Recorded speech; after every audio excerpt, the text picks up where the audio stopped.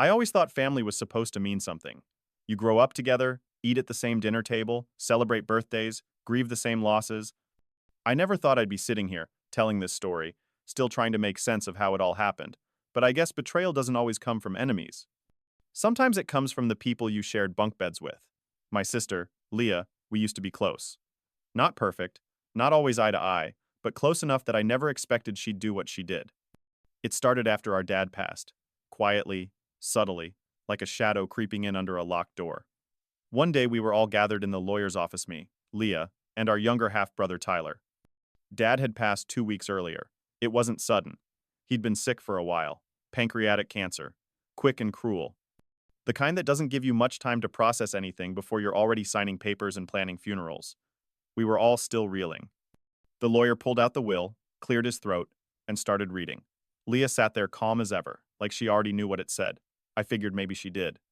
She had been helping Dad with his appointments, driving him around when he got too weak. She was involved. I lived an hour away and didn't make it to every visit, so I guess part of me felt guilty. Like maybe she deserved more just for being there. But as the lawyer went on, my stomach started to turn. The house Dad's house was left to Leah. His savings account too. His truck. The land. The shop out back. Everything. I blinked, trying to catch my breath. Tyler looked at me, wide-eyed, confused. All I got was a mention in a handwritten note, something vague about already helping you set up your life. That was true. Dad had helped me with a small loan when I bought my house years ago. But it wasn't even a quarter of what his estate was worth. Leah didn't say a word. She didn't even look at me, and two couldn't speak. I didn't want to make a scene. We left the office in silence, each of us going our separate ways. That night, I sat on the edge of my bed, staring at the ceiling. I couldn't sleep. Something didn't sit right. Not just the money or the property. It was the way she acted, like it was routine, like she had known this all along. And the more I thought about it, the more things didn't add up. I spent the next few days trying to convince myself to let it go, telling myself Leah probably earned it, or that Dad must have had his reasons. Maybe he really thought I didn't need anything else. Maybe it was just his way of saying thanks to Leah for being there at the end. But that feeling in my gudit wouldn't leave me alone. It wasn't about the money, not really. It was about the silence. The way she wouldn't look at me. The way the lawyer's wording felt too polished, too perfect, like someone had coached him. I didn't want to be paranoid. I didn't want to start a war with my sister over something I couldn't even prove. But then I found something odd. I was cleaning out a storage unit. Dad used to rent just some old tools, boxes of books, holiday decorations. It wasn't much. But at the bottom of one bin, I found a small leather notebook. It wasn't hidden, just buried under some old Christmas lights. Inside were scribbled notes in Dad's handwriting. Grocery lists, appointment reminders, even a few pages where he wrote about how proud he was of us. But then, near the end, I saw a page dated just 6 months before he died. It said, "Need to talk to lawyer. Update will. Add clause for both kids to split property equally. Leah's been pushing me to change it sooner than I'm ready." My heart stopped. That one line, "Leah's been pushing me," it lit something inside me. Suddenly the guilt I'd been carrying turned into suspicion. Why would she be pushing him to change the will? And more importantly, when was it changed?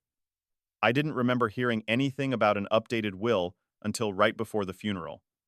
So I started asking around, quietly. I called his old neighbor, Mr. Bishop, who said he remembered seeing Leah over a lot toward the end, but also said something strange. He told me he saw a young man in a suit coming by the house one morning, a few weeks before Dad passed.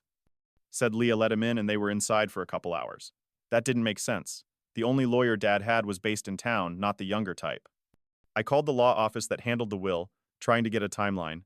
The receptionist wouldn't say much, but she slipped up and mentioned the file being revised very close to the end. I hung up, heart racing. I didn't want to believe it, but it was starting to feel like Leah had done something big, so I decided to go see her. I told myself I'd be calm, that maybe there was a good explanation. But deep down, I knew I was walking into something heavy. I drove to her place late on a Sunday morning. She was home, looked surprised to see me. We sat at her kitchen table, same, one we used to do homework on when we were kids. She poured coffee like it was a normal day, but the air between us was thick. I asked her flat out, "When did Dad change the will?" She blinked, paused, then said, "A couple weeks before he passed. He wanted things simple." I watched her face. She didn't flinch, but she didn't look me in the eye either. I asked if she was there when he signed it. She nodded. Said she drove him to the lawyer's office herself. That didn't match the story the receptionist told me. So I pushed again. Did he ever talk about splitting things evenly? She shrugged. Not really. He said you were doing fine. That hurt. But what hurt more was how easily she said it. Like it was fact. Like my life didn't matter in the same way hers did. I didn't accuse her. Not then. I just finished my coffee, told her thanks, and left. But that night I couldn't sleep again. My brain wouldn't stop spinning, and I kept thinking about that notebook, about the storage unit, about that line. Leah's been pushing me. Something inside me snapped, and I knew, one way or another, I had to find out the truth. A week went by before I made up my mind. I wasn't proud of what I did next, but I couldn't let it go. I needed answers, and Leah sure as hell wasn't going to hand them to me. She was hosting a small birthday get-together for Tyler Rohr half-brother. I wasn't planning to go at first, but then it hit me. Maybe that was my only chance. She'd be distracted. Her house would be open, people coming and going. It wouldn't be weird if I stepped inside for a bit. So I drove over, brought a card and a six-pack like everything was normal. I gave Tyler a half hug and smiled like I wasn't carrying a pit in my stomach the whole time. The party was low-key some neighbors, a few friends, nothing wild. Leah was playing the good hostess, moving around with snacks and drinks, laughing too loud. I waited for the right moment. When she stepped outside to grab something from the garage, I slipped down the hall. I knew her layout. Her bedroom was at the end on the left. I didn't think I'd just moved. Her room was clean, almost too clean. It felt like walking into a staged house. I opened the closet and started looking. Quiet, fast. Nothing at first. Some boxes on the shelf, a few folded blankets, a storage bin. I pulled that down and opened it. Mostly papers. Old photos, tax stuff, mail. And then I saw a brown envelope. It wasn't labeled, just thick, sealed with a clasp. I opened it. Inside was a stack of paper sand. The first line on top hit me like a punch to the chest. Last will and testament of Daniel G. Martin. But this wasn't the version we heard. This was dated 6 months before Dad passed, and it was completely different. The estate was split evenly 50-50ths between me and Leah. The land, the house, everything. There were notes in the margins in Dad's handwriting, things like, keep fair. Leah's still upset, but will understand later. I felt dizzy, like the floor shifted under me. I took photos of every page on my phone, handshaking the whole time. I was about to put everything back when I heard footsteps in the hall. I shoved the envelope back, slid the bin into place, and stepped out, trying to act casual. Leah was there, staring at me. Looking for the bathroom, she asked, voice flat. I nodded, smiled like nothing was wrong, and ducked into the guest bathroom until my heart slowed down. I left early, mumbling something about a headache. When I got home, I printed out the photos, laid them across my table, and stared at them for hours. This was it. This was what Dad really wanted. And somehow, between that version and the one the lawyer read, things had changed. My sister had hidden this will, on purpose. And the version that was executed? That was a forgery or worse. A manipulated draft pushed through when he was too weak to know what he was signing. I didn't sleep that night. I kept asking myself, do I go to court? Do I confront her? Do I let it go? Because going down this road meant burning everything. No going back. No more family holidays. No more pretending. But how could I not? She didn't just take money. She rewrote my father's final wishes. And she knew exactly what she was doing. The next morning, I made a copy of everything. Digital, physical. One set went in a locked drawer. The other I carried in a folder to a lawyer who didn't know Leah, didn't know our family, just someone with fresh eyes. I laid out the photos, explained everything, start to finish. He listened quietly, flipping through each page with care. Then he looked up and said, "If this is legitimate and it sure looks like it is, you've got a solid case." That hit me harder than I expected. Not because I didn't believe it, but because hearing someone else say it out loud made it real. I had proof. I had leverage. I had a path forward. But I also had a choice. That night, I sat on my porch, beer in hand, staring out at the quiet neighborhood. I thought about our childhood, me and Leah running through sprinklers, building forts out of couch cushions, whispering secrets under the covers. I thought about Dad, the way he used to look at us like we were the best thing he ever did. I thought about what it meant to take this public, to drag her through court, to break what little remained. And then I thought about the look on her face at the lawyer's office, the way she avoided my eyes, the way she pretended like nothing was wrong. That was the thing I couldn't let go. It wasn't a mistake. It was a choice. So I called her. Told her I needed to meet. Not a fight, just a conversation. She agreed, a little hesitant but curious. We met at a diner halfway between our places. Saturday in a corner booth like we were just grabbing lunch. I didn't waste time. I pulled out the folder, slid the photos across the table. She didn't even touch them.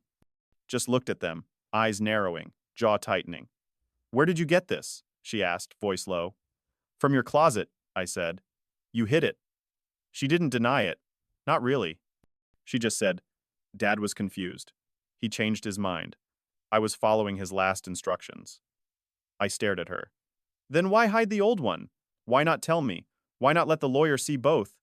She looked away, picked at her napkin. Finally, she said, "Because I knew you'd fight it. And I was tired of fighting. Tired of always being the one cleaning up, visiting him, watching him waste away." Her voice cracked then. "I did everything, and he still wanted to split it like we were equals. Like you'd been there too." That stung. But it also revealed everything.